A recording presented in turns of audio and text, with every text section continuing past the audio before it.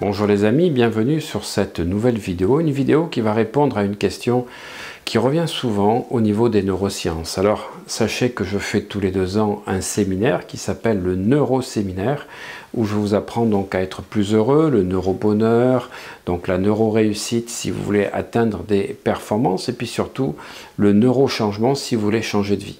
Aujourd'hui, je vais vous apporter des éclairages sur quelque chose que je trouve très important.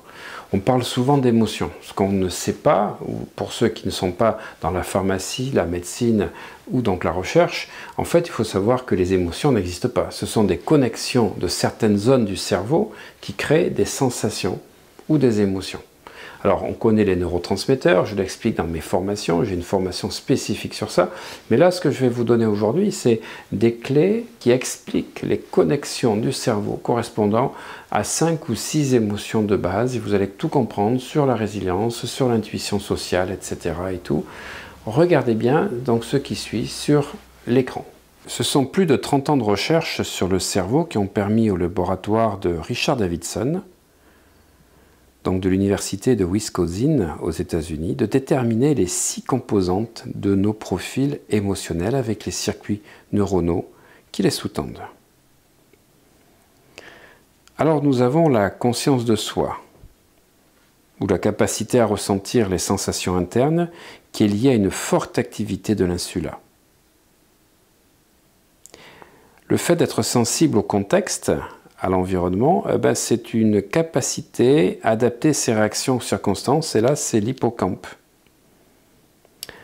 L'attention, qui est cruciale pour rester concentré sur ses objectifs ou réceptif aux autres, en fait dépendent de 2 cortex, les cortex frontaux et les cortex pariétaux.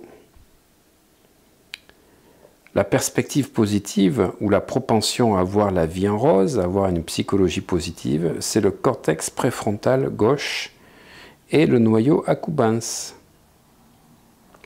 L'intuition sociale, ou la bonne perception des signaux sociaux, dépend d'une activité du gyrus fusiforme et de l'amygdale. La résilience, c'est la capacité à récupérer après un événement, à reconstruire donc son traumatisme par rapport à quelque chose que l'on a fait. Elle dépend de la connexion de l'amygdale et du cortex préfrontal. Si vous voulez en savoir plus, écoutez, vous cliquez à la fin de cette vidéo, je vous parlerai déjà des ondes cérébrales avec mon ami Alex Michel de Mental Waves, et je vous enverrai une invitation pour le prochain neuroséminaire si vous souhaitez en savoir plus. À bientôt les amis.